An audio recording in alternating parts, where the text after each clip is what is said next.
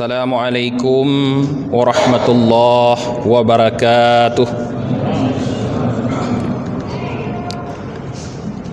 Alhamdulillahilladzi arsala rasulahu bil huda wa dinil haqq liyudhhirahu 'alad dini kullih walau karihal kafirun.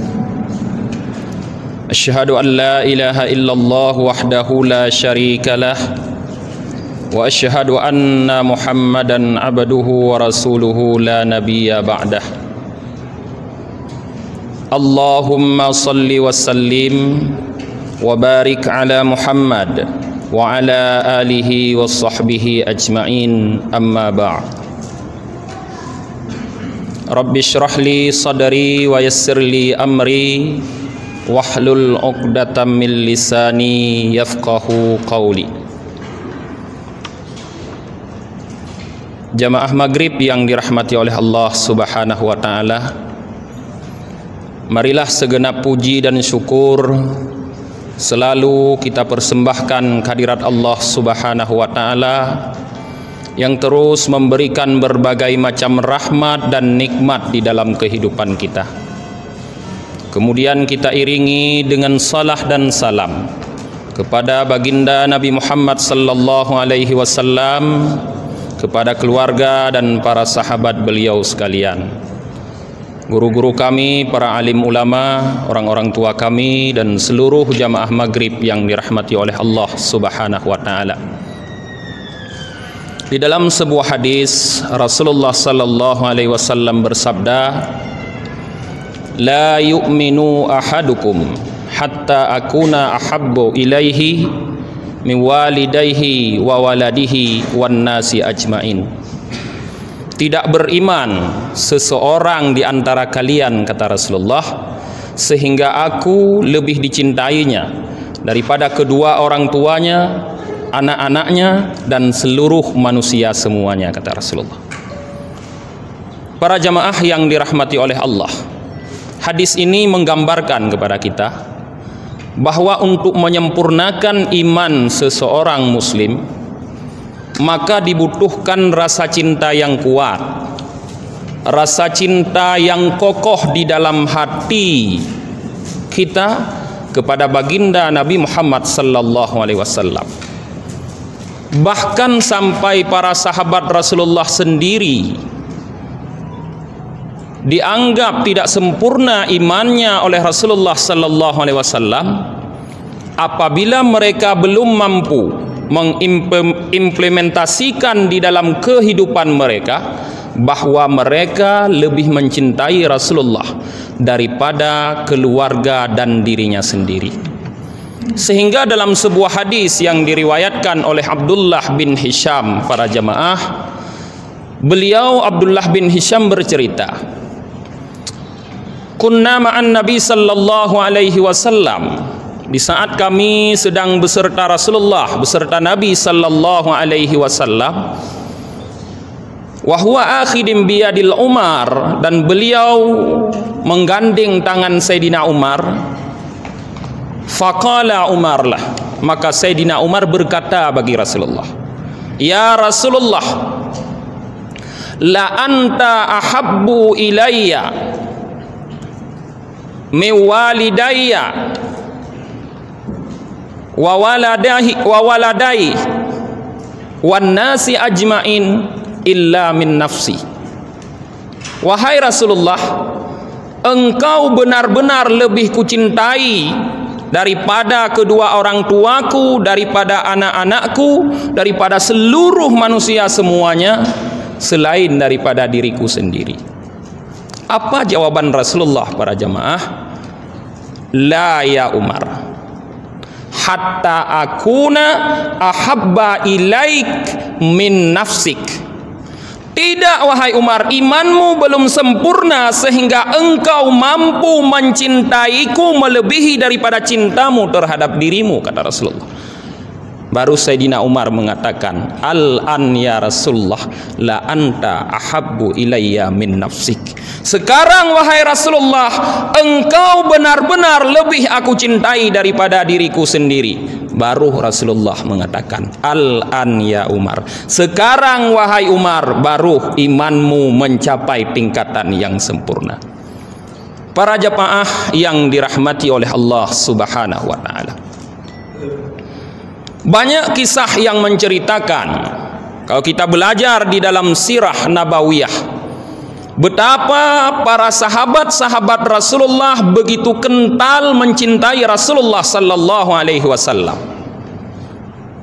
Ada seorang sahabat Rasulullah yang mungkin namanya tidak begitu populer, tidak begitu terkenal, tapi beliau adalah orang yang senantiasa selalu mengikuti dakwah Rasulullah kemanapun.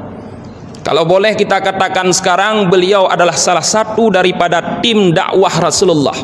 Sehingga kemanapun Rasulullah berdakwah, beliau selalu ikut. Beliau selalu mendampingi Rasulullah untuk berdakwah. Namanya adalah Sauban bin Munabbah. Sauban bin Munabbah. Beliau orang yang gagah, tubuhnya kekar, wajahnya tampan. Tapi suatu hari para jamaah, pernah Rasulullah berdakwah tidak mengikut sertakan Sauban. Ditinggalkan Sauban oleh Rasulullah. Sampai beberapa hari Rasulullah pergi berdakwah, beliau kembali, beliau berjumpa dengan Sauban, beliau melihat Sauban tidak seperti biasa. Wajahnya yang tampan tadi terlihat pucat pasi seperti orang menderita penyakit yang keras. Badannya yang kekar terlihat kurus seperti orang yang tidak punya selera makan. Rasulullah bertanya kepada Sauban, "Ya Sauban, penyakit apa yang sedang engkau derita sehingga aku melihat keadaanmu seperti ini sekarang?" Jawaban Sauban, "La ya Rasulullah, saya tidak menderita penyakit apa-apa ya Rasulullah. Tetapi engkau telah meninggalkan aku beberapa hari dan aku berpikir aku tidak akan pernah bisa melihatmu lagi. Dan aku juga berpikir wahai Rasulullah, seandainya aku mati dan engkau juga pasti akan wafat, nanti tempat kita akan berbeda. Kalau aku juga masuk surga, tentu surgaku dengan surgamu itu berbeda.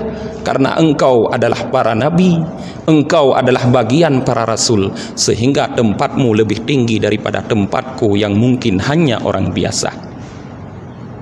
Ini para jamaah adalah bentuk kegundahan dari seorang sahabat Rasulullah yang dia sangat khawatir tidak akan bertemu lagi dengan orang yang sangat dicintainya. Kenapa kekhawatiran ini bisa tumbuh dalam hati Sauban? Karena dalam hatinya ada rasa cinta yang mendalam kepada Rasulullah sallallahu alaihi wasallam. Kalau seandainya dalam hatinya tidak punya cinta yang luar biasa, kalaupun cinta hanya sekedar biasa-biasa saja, tentu dia tidak akan merasa khawatir kalau tidak bertemu lagi dengan Rasulullah sallallahu alaihi wasallam. Lalu Rasulullah sallallahu alaihi wasallam menjawab keluh kesah daripada Sauban ini dengan membaca firman Allah Ta'ala, "Wa may yuti'illah wa rasulahu fa ulaika ma'al ladzina an'ama Allahu 'alaihim minan nabiyyin wa siddiqin wa syuhada'i wa salihin wa hasuna ulaika rafiqa." Siapa saja yang taat kepada Allah dan Rasulnya, maka orang-orang tersebut akan ditempatkan oleh Allah beserta dengan para nabi, para rasul, para siddiqin, para syuhada dan para salihin. Maknanya Rasulullah ingin menggambarkan kepada Sauban bahwa tidak perlu ada rasa khawatir yang begitu mendalam wahai Sauban. Karena kalau kamu taat kepadaku, taat kepada Allah, kamu nanti tetap akan bersamaku di dalam surga Allah Subhanahu wa taala. Para jamaah yang dirahmati oleh Allah Subhanahu wa taala, ini bentuk kecintaan seorang sahabat laki-laki kepada Rasulullah sallallahu alaihi wasallam. Apakah sahabiah perempuan tidak punya peranan cinta kepada Rasulullah? Tidak. Bukan hanya sahabat-sahabat yang laki-laki yang cinta kepada Rasulullah, tapi para sahabiah yang perempuan di saat itu pun punya rasa yang sama, cinta kepada Rasulullah melebihi daripada cinta kepada dirinya sendiri. Sehingga dalam sejarah sangat terkenal para jemaah, seorang sahabiah perempuan yang bernama Hindun, di saat terjadi perang Uhud, di mana dalam perang itu kita sama-sama maklum bahwa pasukan Rasulullah mengalami kekalahan, sehingga tersebarlah berita para jamaah bahwa Rasulullah mati terbunuh di puncak Uhud. Sampailah berita itu ke kota Madinah.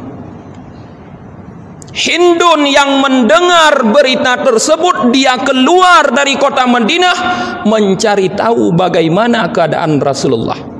Di saat para sahabat Rasulullah yang telah mengalami kekalahan perang tersebut pulang dalam keadaan lemas, dalam keadaan luka-luka, Hindun bertanya kepada mereka, "Kaifa Rasulullah?" Bagaimana keadaan Rasulullah? Di saat Hindun bertanya kepada sahabat bagaimana keadaan Rasulullah, apa jawab orang tersebut? "Wahai Hindun, suamimu mati terbunuh, suamimu syahid." Hindun mengatakan, "Mudah-mudahan Allah memberikan ganjaran pahala kepadaku terhadap kesabaranku dalam syahidnya suamiku." Kaifa Rasulullah? Hindun tidak bertanya tentang suaminya. Kemudian datang lagi orang Hindun mencegat bertanya lagi, "Kaifa Rasulullah?" Bagaimana keadaan Rasulullah? Orang itu memberitahukan, "Wahai Hindun, kenapa Rasulullah yang kamu tanya? Anakmu ikut terbunuh di Uhud, anakmu syahid." Hindun mengatakan, "Aku tidak menanyakan tentang anakku, tapi yang kutanyakan bagaimana Rasulullah." Orang itu tidak menjawab. Kemudian datang lagi orang yang ketiga, ditanyakan lagi oleh Hindun, "Wahai sahabat, kaifa Rasulullah? Bagaimana keadaan Rasulullah? Apakah dia baik-baik saja?" Sahabat tersebut mengatakan, "Wahai Hindun, kenapa engkau bertanya tentang Rasulullah? Saudara laki-lakimu terbunuh di Uhud, ikut syahid." Hindun mengatakan, "Celaka engkau. Aku bertanya tentang Rasulullah, engkau menjawab tentang saudara laki-lakiku. Aku tidak bertanya tentang saudara laki-lakiku, tapi aku tanya tentang Rasulullah." Orang itu menjawab, "Wahai Hindun, Rasulullah bi khair. Rasulullah baik-baik saja." Baru Hindun merasa tenang, merasa nyaman.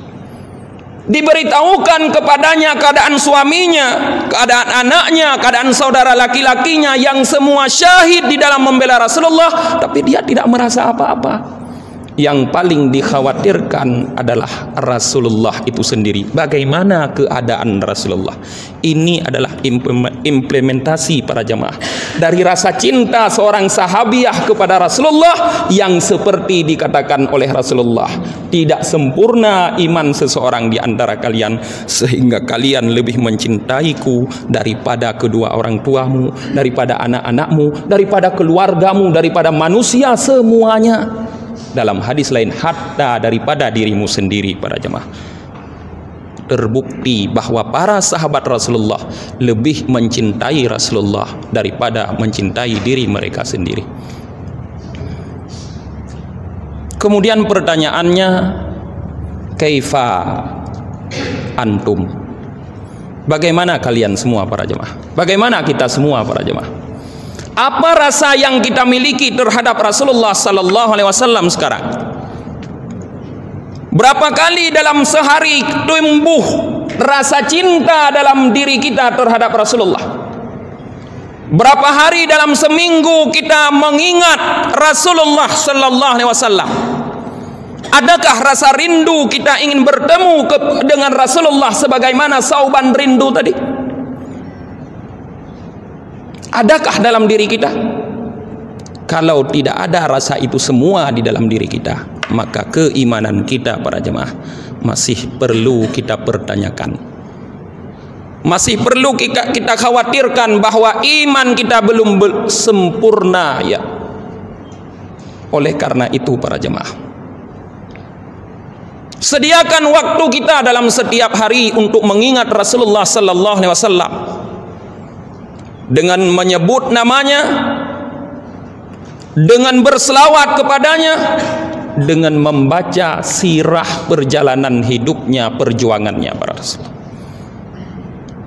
Berapa rumah di antara rumah-rumah kita para jamaah yang tersedia di rumah itu buku-buku atau kitab-kitab sirah Rasulullah sallallahu alaihi wasallam? Tanyakan kepada diri kita sendiri. Tidak mungkin orang mengatakan aku cinta kepada Rasulullah kalau di rumahnya tidak ada sejarah Rasulullah di situ. Kalau dia tidak pernah membaca untuk dirinya sendiri dan untuk keluarganya sejarah Rasulullah sallallahu alaihi wasallam. Maka mulai dari sekarang para jamaah yang belum memiliki buku-buku atau kitab-kitab tentang sejarah Rasulullah, cari, baca, sampaikan kepada anak-anak kita sejarah daripada Rasulullah sallallahu alaihi wasallam.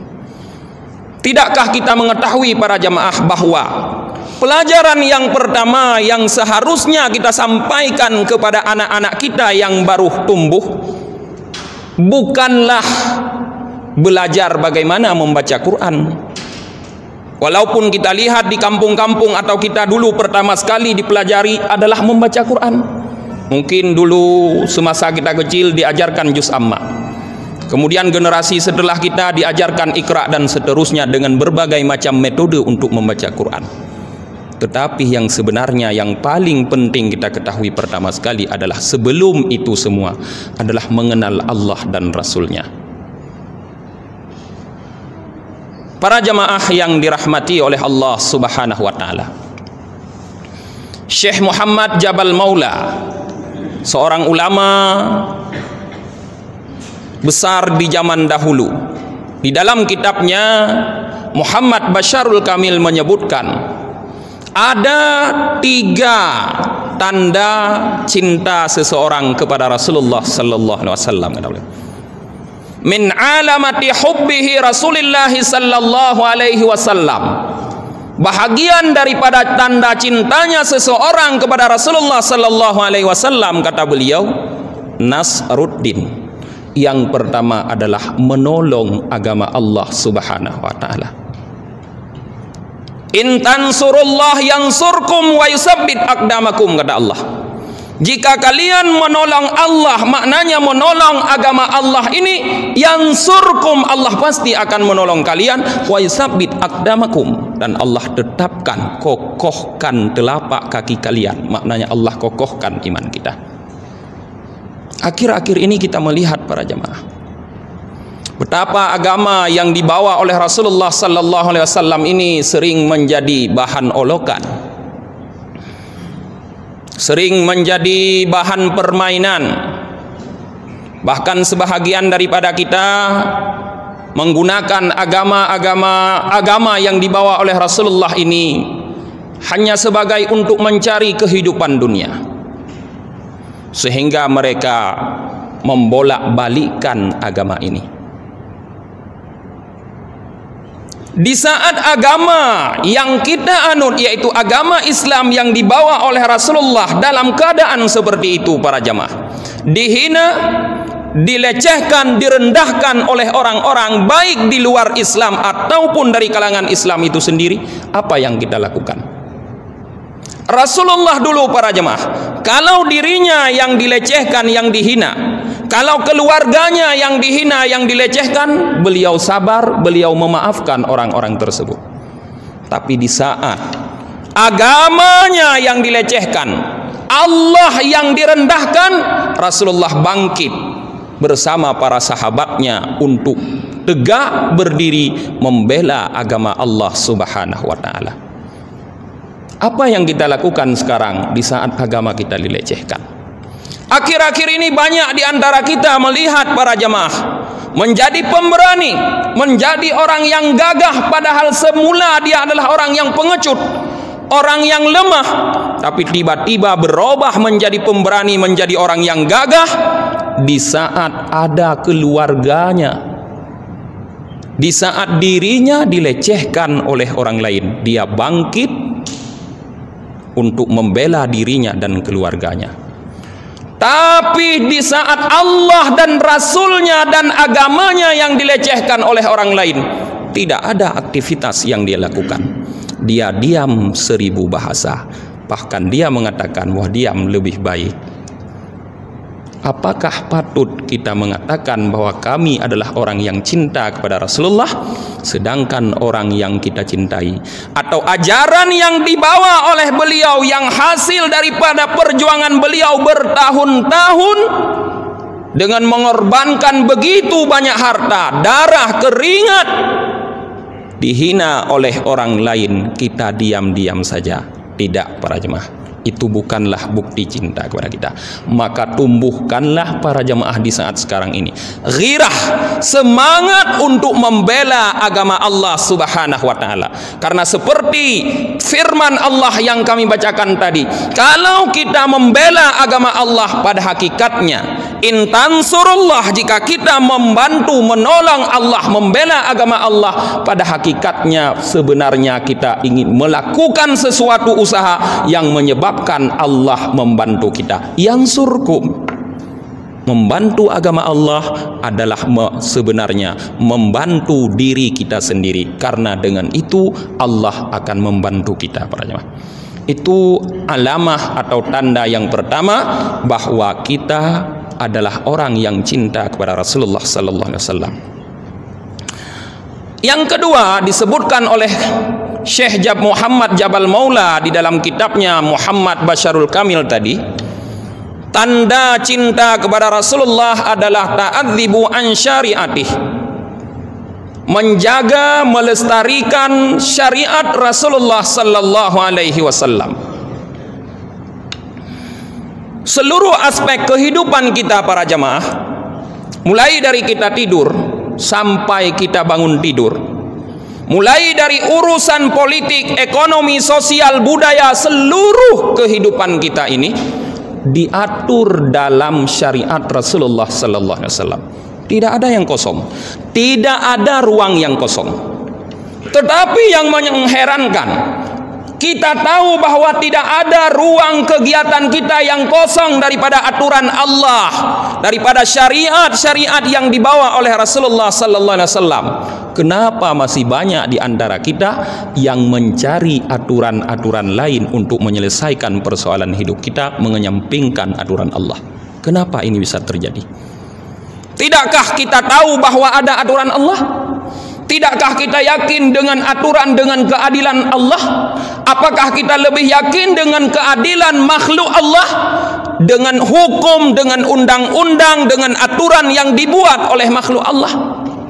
Tidakkah kita tahu bahwa Allah ini adalah adil, maha adil, hakim, maha bijaksana dalam aturannya?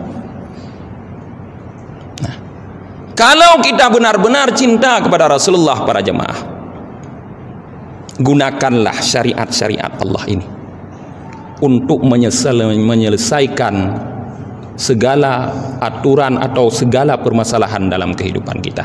Karena seperti tadi kami sampaikan, tidak ada yang kosong, ruang kosong dalam kehidupan kita yang tidak diatur oleh Allah Subhanahu wa taala. Mungkin dulu, tapi sekarang alhamdulillah sudah banyak di antara kita yang mengerti. Kalau dulu kita sering melihat, para jemaah, di saat orang meninggal, ada keluarga kita yang meninggal, bagaimana masyarakat menyelesaikan hukum faraid? Kita sering melihat mereka duduk keluarga bermusyawarah, membagi harta warisan sama semua, karena mereka menganggap apa? Bahwa membagi sama itu lebih adil kepada mereka. Di saat kita menganggap bahwa membagi sama seluruh harta warisan itu, laki-laki, perempuan, istri dan sebagainya, lebih adil, tahukah kita jemaah bahwa di sana kita telah menganggap bahwa hukum Allah tidak adil? Hati-hati. Allah mengatakan dalam surah An-Nisa ayat 14, "Wa may ya'sillaha wa rasulahu wa yata'adda hududahu yudkhilhu naran khalidan fiha wa lahu 'adzabun muhin." Orang-orang yang bermaksiat kepada Allah dan Rasulnya di dalam hal pembagian harta warisan, wa yata'adda hududahu, dan dia melampaui aturan-aturan Allah, hukum-hukum Allah, dia cari hukum lain untuk menyelesaikan persoalan hidupnya, yang dimaksud di sini adalah masalah warisan, yudkhilhu nar, pasti orang tersebut akan dimasukkan oleh Allah ke dalam neraka, dan yang paling menakutkan adalah ancaman khalidan fiha. Ada kalimat itu para jemaah, buka Al-Quran surah An-Nisa ayat 14, khalidan fiha, kekal orang tersebut di dalam neraka, walahum adzabum muhin, dan baginya azab yang sangat menghinakan para jemaah.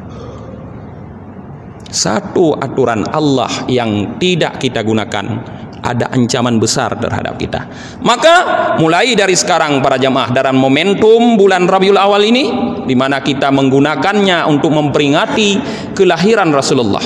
Walaupun padahal Rabiul Awal ini bukan cuma bulan lahir para jamaah, Rasulullah wafat juga di dalam Rabiul Awal.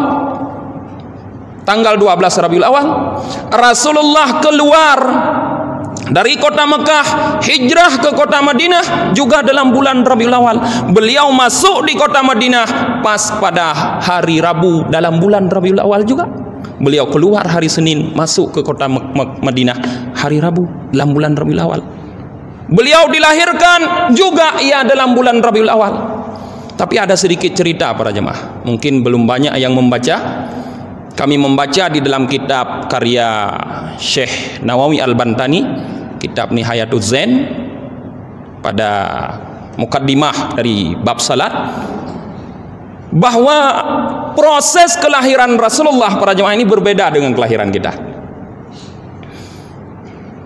Kalau kita semua lahir melalui kelamin orang tua kita, tapi Rasulullah lahir dalam keadaan bedah sesar. Ada ulama yang berpendapat bahwa beliau dibedah, ibunya dibedah di bawah pusat, di atas kemaluan, seperti biasa kita. Tapi ada ulama yang berpendapat bahwa ibu beliau dibedah di pinggul sebelah kiri. Dari situ Rasulullah dikeluarkan. Maka dalam mazhab Malik, haram dan wajib dibunuh orang yang mengatakan Rasulullah lahir dari kemaluan orang tuanya atau dari tempat keluar kencing. Kemudian yang terakhir para jemaah, karena waktu Isya sudah agak dekat, tanda yang ketiga cinta kepada Rasulullah sallallahu alaihi wasallam adalah ta'akhluqu bi akhlaqin Nabi sallallahu alaihi wasallam. Berakhlak sebagaimana akhlak Nabi sallallahu alaihi wasallam. Kalau kita berbicara tentang akhlak Nabi ini tidak akan habis-habis para jemaah.